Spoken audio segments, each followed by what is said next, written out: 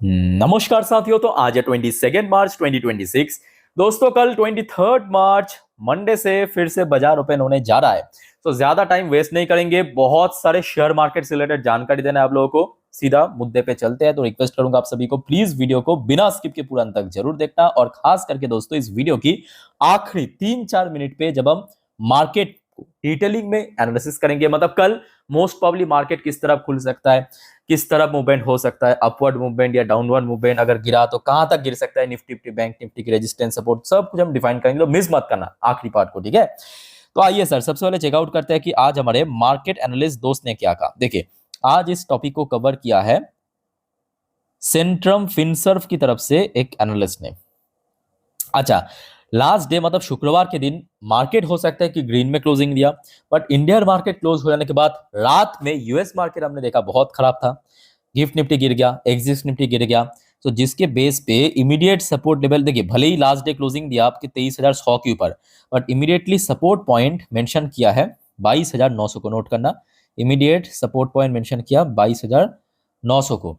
और साथ में ये भी कहा कि इनकेस अगर ये लेवल टूट के नीचे चला जाता है सो मे बी 22,600 तक भी गिर सकता है। ओके, और अपर हैंड पे मतलब ऊपर की साइड में जो रेजिस्टेंस जोन मेंशन किया है 23,500 को। वैसे दोस्तों अगर मैं आपसे पूछूं, क्या लगता है आपको, कमेंट करके बताइए। मतलब जैसा स्थिति है, थोड़ा तो अपडेट आपको मैं दे चुका हूं, तो उसके बेस पे किस प्रकार की मार्केट हो सकता है बताइए। देखिए मेरा ओपिनियन फिलहाल मैं कहूँगा, देखिए वो डिपेंड करेगा सुबह की माहौल के ऊपर, बट अल्टीमेटली चाहे बुलिश मार्केट रहे या बेरिश रहे, बट बहुत ज़्यादा वोलेटाइल रहेगा, ये कंफर्म है। और बाकी की हम अंत में चर्चा करेंगे। अच्छा, अब आ जाइए, बहुत सारी इंपॉर्टेंट जानकारी है तो एक एक करके शेयर करता हूँ। पेशेंस रखिए, स्टेप बाय स्टेप करके सुनिए, समझते जाइए। अच्छा, सबसे पहले देखिए, फ्राइडे के दिन बाजार क्लोज होने के बाद भारत की एक बहुत इंपॉर्टेंट इकोनॉमिकल लेट आउट हुआ था, जिसको हम कहते हैं विदेशी मुद्रा भंडार यानी फॉरेक्स रिजर्व की data. So back to back 2 हफ्ता हमने देखा भारत की फॉरेक्स रिजर्व में डिक्लाइन हमें देखने को मिला। इस बार भी $7.05 बिलियन की डिक्लाइन हुआ, और टोटल भारत के पास फॉरेक्स रिजर्व है $709.76 बिलियन। तो ये कम ज्यादा होता रहता है कभी कभी। हमने देखा कि आरबीआई ने इंडियन करेंसी की जो वैल्यूएशन है उसको स्टेबल रखने के लिए कुछ हद तक यूटिलाइज करते हैं, बट प्रॉब्लम यह है कि आज के डेट में ऑयल प्राइस इतना ज्यादा बढ़ रहा है, यूएस डॉलर की इंडेक्स इतना ज्यादा बढ़ रहा है, तो उसके अगेंस्ट में सिर्फ इंडियन रुपी नहीं, दुनिया भर की जो करेंसी है उसका वैल्यूएशन गिर रहा है, ठीक है। तो ये भी फैक्ट है। अच्छा, नेक्स्ट रिपोर्ट आप देखिए, यह आया है सेबी की तरफ से, और कल दोस्तों बहुत इंपॉर्टेंट है। सेबी टू कंसिडर एफपीआई मतलब foreign portfolio investor settlement norms eases, मतलब और ज्यादा यहाँ पे सरल करेगा।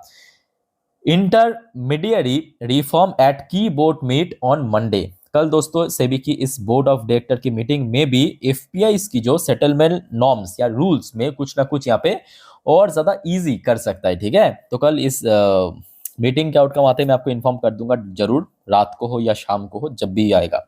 अच्छा, उसके बाद आ जाइए, भारत की प्रधानमंत्री मोदी जी की तरफ से भी कुछ अपडेट है। देखिए, रिसेंटली जो सिचुएशन यानी एनर्जी क्राइसिस, ग्लोबल मार्केट में क्रूड ऑयल की प्राइस बढ़ जाना, गैस की प्राइस बढ़ जाना, तो मोदी जी ने आज एक मीटिंग रखा है, high level meeting today. Let's see क्या होता है इस मीटिंग के आउटकम, ठीक है।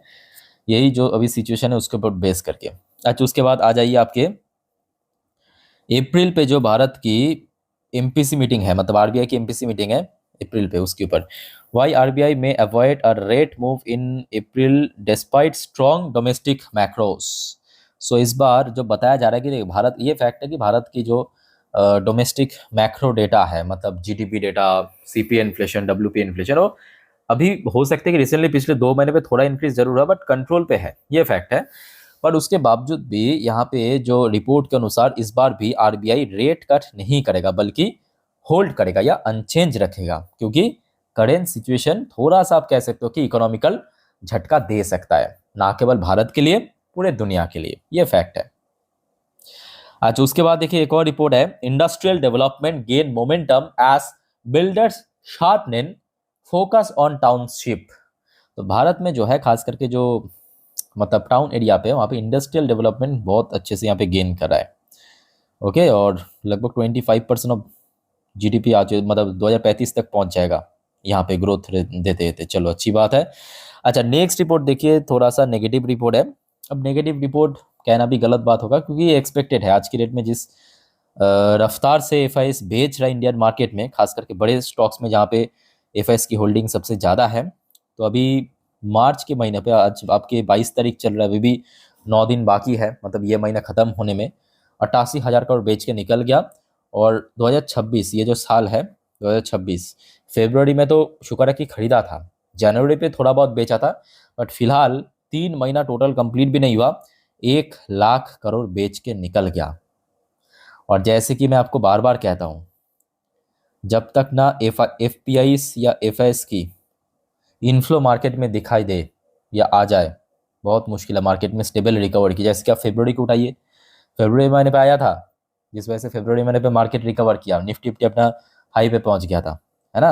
अच्छा, एक और रिपोर्ट जरा आप देखिए, India coal import dip 4.2% as domestic production rises amid global price surge. ये मैं कहूंगा एक कंपनी के लिए बहुत जबरदस्त गजब की न्यूज है, वो है कोल इंडिया। कोल इंडिया के लिए जबरदस्त न्यूज है, क्योंकि भारत जो है, देखिए भारत एक बहुत बड़ा कोल प्रोडक्शन देश है, ये फैक्ट है। बट भारत की पॉपुलेशन इतना ज्यादा है, पॉपुलेशन डेंसिटी इतना ज्यादा है, तो भारत की नीड भी बहुत ज्यादा है। तो इतना ज्यादा प्रोडक्शन होने के बावजूद भी भारत को बाहर से इंपोर्ट करना पड़ता है। बट इस बार क्या है कि भारत की जो डोमेस्टिक प्रोडक्शन इतना ज्यादा इंक्रीज हुआ कि भारत की जो इंपोर्ट है, बाहर से इंपोर्ट, वो 4.2% डिक्रीज हुआ है।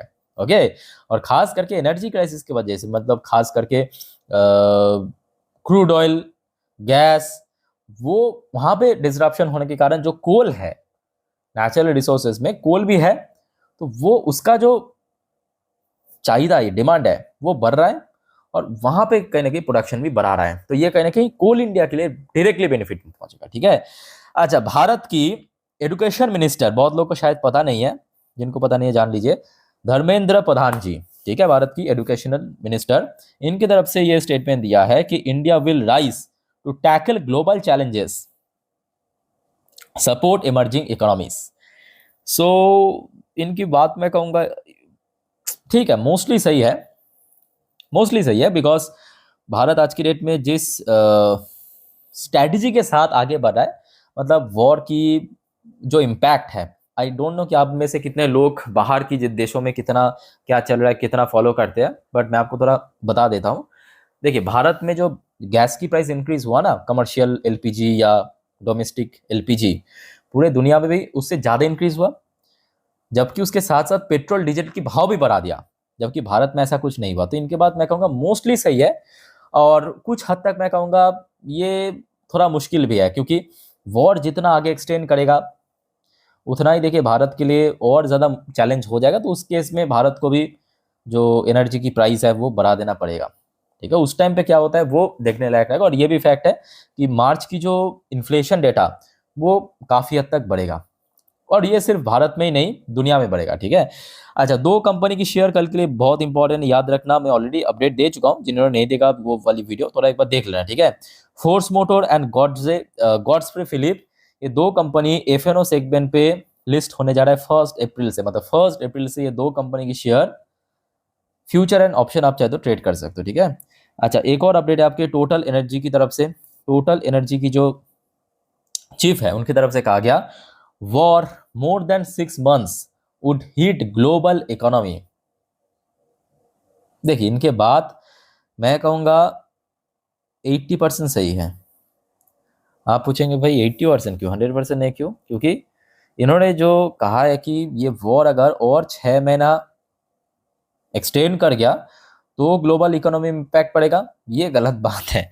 6 महीना नहीं, मैं तो कहूँगा और अगर 2 महीना भी एक्सटेंड कर गया ना, ग्लोबल इकोनॉमी पे इतना बुरी तरह इम्पैक्ट पड़ेगा, मतलब आप पूछो ही मत। ऑलरेडी हमें देखने को मिल गया, सिर्फ मतलब 1 महीना भी पूरा नहीं हुआ, 3 हफ्ता खत्म हुआ, इतना ज़्यादा क्राइसिस चल रहा है। और इस यहाँ पे 6 महीने की बात रहा है, आई डोंट थिंक कि 6 महीना, 2 महीने पे ही आपका काम तमाम कर देगा ये वॉर, क्योंकि मेन मुद्दा है एनर्जी क्राइसिस, वॉर नहीं। वॉर तो आपके यूएस रशिया यूक्रेन भी चल रहा है, इसराइल हमास भी चल रहा है, पिछले 2.5 साल 4 साल से 2 वॉर चल रहा है, बड़े बड़े वॉर, उसमें तो कोई क्राइसिस नहीं हुआ, बट इसमें क्राइसिस हो रहा है, क्योंकि 20% जो वर्ल्ड की एनर्जी है वहाँ से ही सप्लाई मिलता है, ठीक है, मिडिल ईस्ट से। अच्छा खैर दोस्तों, आगे बढ़ते हैं नेक्स्ट टॉपिक पे, पर उसके पहले आप सभी को रिक्वेस्ट करूंगा, वीडियो अच्छी लगे तो प्लीज वीडियो को लाइक करना, और प्लीज दोस्तों चैनल को सब्सक्राइब करके जरूर रखिए ऐसे इन्फॉर्मेटिव वीडियो जानकारी हमेशा तुरंत पाने के लिए। देखिए सारे वीडियो एकदम फ्री ऑफ कॉस्ट है, कोई पैसा नहीं लगता, तो प्लीज दोस्तों फटाफट यहाँ पे चैनल को सब्सक्राइब कर लेना, और पास में नोटिफिकेशन बेल को भी जरूर प्रेस करना, ताकि जब भी मैं वीडियो अपलोड करूँ तुरंत आप तक पहुंच सके।